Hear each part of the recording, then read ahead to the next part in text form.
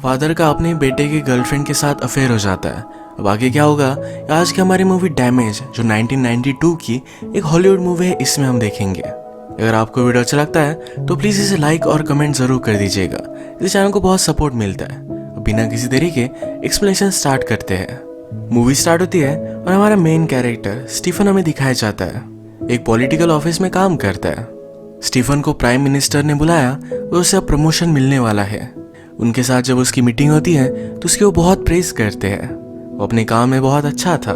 Stephen के घर पर उसकी वाइफ और बेटी है। उसका बेटा बड़ा हो चुका है और वो भी पॉलिटिकल ऑफिस में ही काम करता है। इसके बाद हमें स्टीफन के ऑफिस में पार्टी दिखाई जाती है। इस पार्टी में स्टीफन के पास एना आई, उसकी बेटे की गर्लफ्रेंड। वो अपने आप को इंट्रोड्यूस कराती है।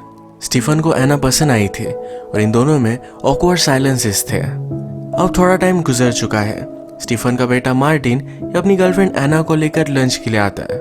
यहाँ पर भी एना और स्टीफन ये दोनों ऑकवर्ड थे। स्टीफन की वाइफ इंग्रिड को एना बहुत ही अजीब लगती है। एना ने पूरे लंच तक उससे कोई भी बात नहीं की थी। इसके बाद हमें दिखाया जाता है एक दिन एना स्टीफन को कॉल करती है। उसने उसे एक लोकेशन और टाइम दिया। स्टीफन वहां गया और डायरेक्टली एना के साथ इंटीमेट हो जाता है। फर्स्ट सीन में जब ये मिले थे उसके बाद इनकी रिलेशनशिप डेवलप हुई है। एक दिन स्टीफन के पास उसका बेटा आया और वो बहुत ही खुश था। कहता है मुझे पॉलिटिकल एडिटर की जॉब मिली है। स्टीफन इससे सरप्राइज्ड हो गया क्योंकि बहुत बड़ा प्रमोशन है। वो अपने बेटे के लिए बहुत ही खुश था। अब इसी प्रमोशन की खुशी में सब फैमिली डिनर करते हैं। मार्टिन के ग्रैंडपा उसके लिए खुश थे। उसने इतनी प्रोग्रेस की थी। उन्हें एना भी पसंद आई। एना को उसके फैमिली के बारे में पूछा जाता है। कहती है मेरे फादर एक डिप्लोमेट थे। उसकी मदर एक फ्रेंच है। उसकी 4 शादियां हो चुकी है। उसकी फैमिली हमेशा मूव होती रहती थी। अर्जेंटीना, अफ्रीका, रोम, इस तरह से अलग अलग कंट्रीज को घूमे हुए है। 3 साल पहले एना का ब्रेकअप हुआ। उसके बाद वो लंदन में ही रहती है। इंग्रिड एना से बहुत सारे क्वेश्चन पूछती है, जैसे क्या अपनी मदर से तुम मिलती हो या तुम्हारा कोई ब्रदर है। एक्चुअल में एना को एक ब्रदर था पर उसने सुसाइड कर ली। इंग्रिड ने पूछा ऐसा क्यों हुआ था। एना कहती है वो किसी से प्यार करता था। ये कन्वर्सेशन बहुत ही अजीब हो गई तो जल्दी से मार्टिन एना को यहाँ से लेकर जाता है। मार्टिन को कुछ काम था तो अपने ऑफिस चला गया। रात में स्टीफन एना के पास आता है। वो कहता है हमें कुछ ना कुछ तो करना पड़ेगा। डिनर करते वक्त पूरे टाइम तक मैं तुम्हें पाना चाहता था, तुम्हें टच करना चाहता था, होल्ड करना चाहता था। एना कहती है तुम वरी मत करो, मैं हमेशा यही रहूंगी। इसके बाद पैशनेटली ये दोनों एक दूसरे के साथ इंटीमेट हो जाते हैं। इंटीमेट होने के बाद एना अपने ब्रदर के बारे में और भी बातें कर रही थी। वो कहती है मेरी फैमिली को बहुत बार मूव होना पड़ा। मैं और मेरा ब्रदर हम दोनों ही एक दूसरे का सहारा थे। मेरा ब्रदर मेरे लिए पॉजिटिव हो गया। वो मुझे सिर्फ उसके लिए पाना चाहता था। एना की ब्रदर ने प्यार की वजह से सुसाइड की, पर ये प्यार वो एना से ही करता था। एना ने कहा लाइफ में सबसे बुरी चीज जो हो सकती है वो ऑलरेडी मेरे साथ हो चुकी है। मेरे ब्रदर के जाने के बाद मैं बहुत ही टूट गई थी। मेरे पास 2 ऑप्शन थे, एक तो मैं वैसे ही रहती या अपने आप को खड़ा करती। डैमेज्ड लोग ये बहुत ही डेंजरस होते हैं क्योंकि उन्हें फिर से उठना आता है। एना स्टीफन से कहती है जो भी चल रहा है वो बहुत ही अच्छा है, प्लीज इसे चेंज मत करना। स्टीफन की एक कॉन्फ्रेंस थी तो चाहता था कि उसके साथ एना आए, पर एना उसे मना कर देती है। जब बाद में स्टीफन की अपनी वाइफ से बात हुई तो उसे पता चला कि मार्टिन और एना ये दोनों पेरिस गए हुए हैं। स्टीफन इसके बाद अपने कॉन्फ्रेंस में तो गया पर उसका मन लग नहीं रहा था। वो फिर अपना माइंड चेंज कर डायरेक्टली पेरिस आ जाता है। उसने एना को कॉल किया, एक जगह पर मिलने के लिए बुलाया। एना उससे मिली तो उसे किस करने लग जाता है। कहता है तुमसे बहुत प्यार करता हूँ, तुम्हारे अलावा मैं कुछ भी चीज देख नहीं सकता। एना कहती कि मुझे वापस जाना पड़ेगा। मार्टिन अभी भी सो रहा है। वो चली गई पर स्टीफन एना के ही होटल में रूम लेता है। उसने अपनी होटल की खिड़की से देखा तो एना और मार्टिन ये दोनों इंटीमेट हो रहे थे। स्टीफन को बहुत बुरा लगा, वो बहुत रोता है। स्टीफन घर आने पर नोटिस करता है उसकी डॉटर का बॉयफ्रेंड घर पर आया हुआ था। ये उसे बहुत ही अजीब लगा। स्टीफन की वाइफ कहती है तुम्हारी बेटी प्यार में है। आज जब स्टीफन फिर से ऑफिस गया तो फिर से एना को कॉल करता है। आज वो उससे सिर्फ इंटीमेट होने के लिए नहीं मिलना चाहता था। ये दोनों मिलकर एक पार्क में आए। एना को ये आइडिया अच्छा नहीं लगता। वो स्टीफन के साथ सिर्फ बेड की रिलेशनशिप ही रखना चाहती है। इसके अलावा वो कोई भी इंटीमेसी नहीं चाहती। स्टीफन कहता है मैं मेरी वाइफ को छोड़ दूंगा, यही सब के लिए ठीक होगा। एना कहती है तुम्हारे बेटे का क्या? स्टीफन ने कहा कि वो भी ठीक हो जाएगा, कोई भी प्रॉब्लम नहीं होगा। एना कहती है कि वो हमेशा के लिए तुम्हें हेट करेगा, तुम अपनी फैमिली लॉस्ट कर दोगे, और किस वजह से? ताकि मेरे साथ रह सको, मेरे साथ ब्रेकफास्ट कर सको। ये सब ऑलरेडी तुम्हें तुम्हारी वाइफ के साथ मिल रहा है। जो चीज़ तुम पाने की कोशिश कर रहे हो ये ऑलरेडी तुम्हारे पास है। एना चाहती थी कि सब कुछ जो चल रहा है वैसा ही चलना चाहिए। एक दिन स्टीफन का बहुत ही इंपॉर्टेंट इंटरव्यू था। उसकी वाइफ ने पूरा देखा, उसे कॉन्ग्रेचुलेट करती है। वो उसके पास आई, कहा हम फर्स्ट टाइम मिले थे तो तुम एक डॉक्टर थे, छोटी छोटी चीज़ों में भी तुम बहुत ही परफेक्ट थे। यही चीज़ उसे बहुत पसंद आई थी।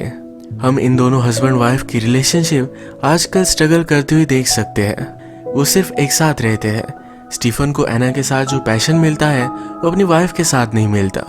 एक दिन जब स्टीफन एना से मिलने के लिए आया तो वहां पर पीटर आया हुआ था। पीटर एना का बचपन का फ्रेंड है। वो बिना बताए आया हुआ था, इसी वजह से दोनों सरप्राइज थे। स्टीफन पीटर से पूछता है तुम उसे कब से जानते हो? पीटर कहता है मैं उसे बहुत अच्छे से जानता हूँ। वो आजकल मार्टिन के साथ बहुत ही खुश है, ये वो डिजर्व करती है। यहाँ पर इंडिकेट होता है कि पीटर को स्टीफन और एना के बारे में पता चल चुका था। स्टीफन अभी तो यहाँ से चला गया था, पर पीटर के जाने के बाद वो फिर से वापस आता है।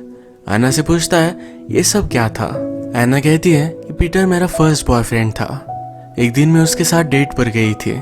जब वो मुझे घर ड्रॉप करने के लिए आया तो हम कार में किस करने लग गए। ये सब मेरे ब्रदर ने देख लिया था। वो बहुत जेलस हो गया। वो मुझे सिर्फ उसके लिए चाहता था। उसने मुझे पूछा क्या तुम अब सबके साथ डेट पर जाओगी? क्या इस वर्ल्ड को हमारे बीच में आने दोगी? एना ने इस सारी बात को इग्नोर कर दिया। उसका ब्रदर 2-3 घंटे तक उसके डोर के बाहर था। एना ने उसे कोई भी रिस्पॉन्स नहीं दिया। जब उसके ब्रदर की आवाज कम हुई तब उसने सुसाइड कर ली थी। इस बात से एना बहुत ही शॉक में थी। इस घर में एना और उसके पेरेंट्स नहीं रहना चाहते थे। पीटर की फैमिली को जानते थे तो उसी के पास गए। एना गम में थी तो पीटर ने उसे सहारा दिया। एना ने कहा पीटर ने मुझे बहुत सपोर्ट किया था। अपने गम में एना फर्स्ट टाइम पीटर के साथ ही इंटीमेट हुई थी। स्टीफन को एना के लिए बहुत ही बुरा लगा। इंग्रिड का बर्थडे था तो अपने फादर के पास वो जा रही थी। अपनी पूरी फैमिली के साथ ये बर्थडे वो स्पेंड करना चाहती थी। मार्टिन सेलिब्रेट करने के लिए एना को भी लेकर आ रहा है। इंग्रिड को पसंद नहीं आता। एना उसे जरा अजीब लगती है। ये सब ग्रैंडपा के पास आए। किस तरह से बचपन में ये सब यहाँ आया करते थे इसके बारे में बातें हो रही थी। मार्टिन कहता है बचपन में सब कुछ बहुत ही परफेक्ट था, पर फिर भी उसे खाली खाली लगता था। उसकी फैमिली हमेशा उसे एम्प्टी लगी है। उसमें कभी भी कोई भी झगड़े नहीं हुए। जिस तरह से हर फैमिली में पैशन होता है ये कभी भी नहीं था। इस बात के लिए वो अपने फादर को दोषी मानता है। स्टीफन ने कभी भी अपनी फैमिली के ऊपर ज्यादा ध्यान नहीं दिया। इसके बाद नेक्स्ट डे मार्टिन और एना साथ थे। इन्हें देखकर स्टीफन जेलस हो गया। मार्टिन अनाउंस करता है कि वो एना से शादी करने वाला है। सिर्फ उसके ग्रैंडफादर ही उसके लिए खुश थे। इंग्रिड को भी एना पसंद नहीं और स्टीफन का कुछ अलग प्रॉब्लम है। स्टीफन जब मार्टिन के साथ अकेला था तो उसे पूछता है कि एना ने तुम्हें डायरेक्टली हाँ कह दिया? वो कहता है कि हाँ। मार्टिन ने अपने फादर को जो भी बुरा कहा इसके लिए उससे अपोलोजाइज करता है। इसके बाद वो कहता है एना में कुछ अजीब सा ही सैडनेस है, वो जब उसके साथ होता है तो क्यूर हो जाता है। स्टीफन ने कहा ये तो नर्स की तरह लगता है। मार्टिन समझाता है कि एना जब मेरे साथ होती है तो उसकी एक अलग ही साइड है। रात में सबके सो जाने के बाद एना और स्टीफन ये फिर से एक दूसरे से मिले। अंदर जाकर इंटीमेट हो गए। एना के रूम से जब स्टीफन बाहर आया तो उसकी डॉटर ने देख लिया था। अगले दिन आकर वो अपनी डॉटर को समझाता है। कहता है तुम्हारी मदर और मुझे, हम दोनों को एना अच्छी नहीं लगती। मार्टिन से शादी से पहले हमें उससे बात करनी थी, इसी वजह से मैं गया था। डॉटर भी ये सब बात समझ जाती है, फिर भी डर है कि शायद उसे कुछ ना कुछ तो पता है।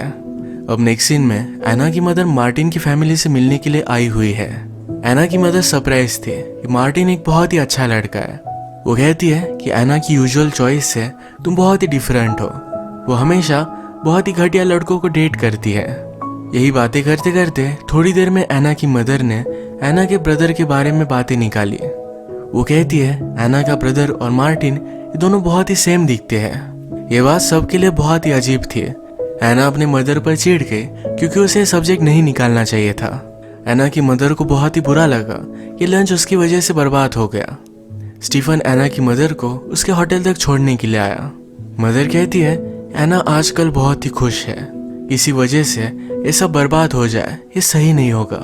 स्टीफन कहता है कि आप किस बारे में बात कर रही हो। एना की मदर ने कहा मुझे तुम्हारे बारे में सब कुछ पता है, लंच पर तुम एक दूसरे को देख भी नहीं पा रहे थे। मदर कहती कि जो भी चल रहा है इसे अभी के अभी बंद कर दो, वरना इसके कंसिक्वेंसेस बहुत ही बुरे होंगे। स्टीफन ने फिर एना को कॉल किया, कहा हमारे बीच में जो भी चल रहा है हम अब खत्म कर डालेंगे, यही मार्टिन और तुम्हारे लिए दोनों के लिए सही है। इसके बाद स्टीफन मार्टिन से मिलने के लिए आया। मार्टिन की डेस्क पर उसकी एना की और स्टीफन की फोटो थी। इसे स्टीफन देख रहा था। मार्टिन कहता है अगर आप चाहो तो इस फोटो को रख सकते हो। स्टीफन ने आज कन्फेस किया, कहा तुम्हें जो भी लगता है ये सब कुछ सही है, हमारे फैमिली पर मैंने ज़्यादा फोकस नहीं किया था। मुझे लगता था कि लाइफ में सब चीज़ें मैं कंट्रोल कर सकता हूँ, पर ये सही नहीं था। तुम स्मार्ट हो, तुम्हें इसके बारे में ऑलरेडी पता है। वो अपने बेटे पर बहुत ही प्राउड है। स्टीफन रात में बहुत ही देर तक काम करता है। वो डिस्टर्ब था तो उसे घर भी नहीं जाना था। आज पार्टी थी तो इंग्रिड ने उसे कॉल किया। वो उसे मना कर देता है, कहता है कि मुझे बहुत सारे काम है और मेरे कलीग भी मेरे साथ काम कर रहे हैं। हम देखते हैं इंग्रिड के पास स्टीफन के फ्रेंड थे। उसे पता चल गया स्टीफन उसे झूठ कह रहा है। स्टीफन आजकल बहुत ही डिस्टर्ब था और अभी अभी इंग्रिड को पता चला कि उसे प्रमोशन मिला है।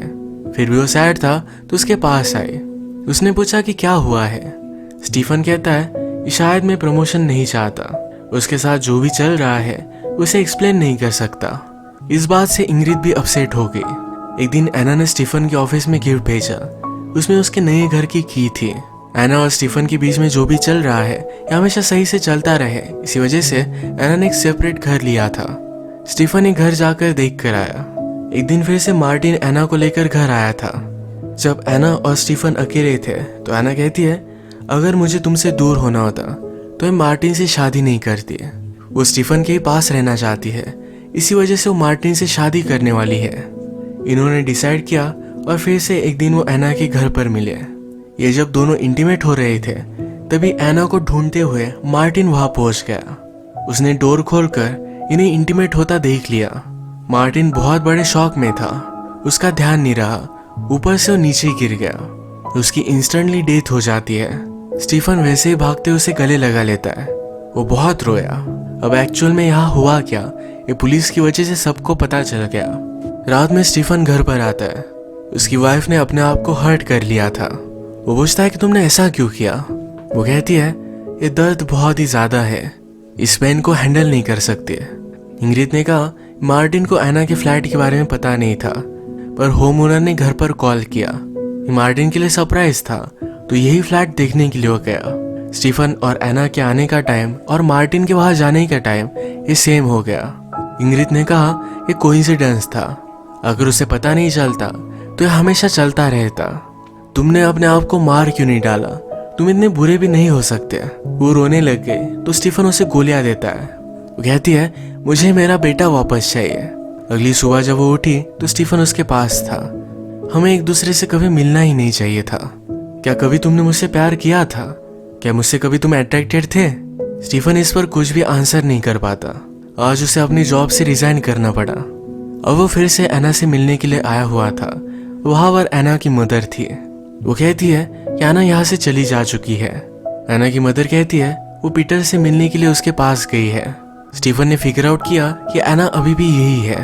वो सब चेक करता है तो एना बेडरूम में ही थी। वो उससे कोई भी बात नहीं करना चाहती थी। इसके बाद मूवी में बहुत सारा टाइम गुजर चुका है। स्टीफन ने सब चीजें छोड़ दी।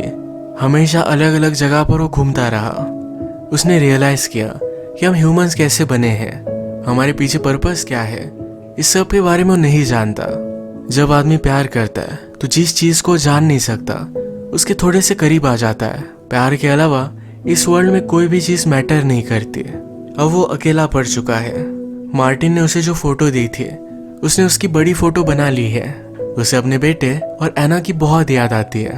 वो हमसे कहता है कि उसने फिर से एना को एक बार देखा था। वो पीटर के साथ थी। एना के साथ उसका एक बेबी भी था। वो अपनी लाइफ में मूव ऑन हो चुकी है। इसी के साथ ये मूवी एंड हो जाती है। स्टीफन हमारा बहुत ही फॉल्टी कैरेक्टर है। उसका अभी भी भ्रम है कि अन्ना से वो प्यार करता था, तो इसी वजह से उसने सब कुछ किया। उसकी एक ब्यूटीफुल सी फैमिली थी, कुछ पल के लिए उसने सब कुछ बर्बाद कर दिया और फाइनली वो अकेला था।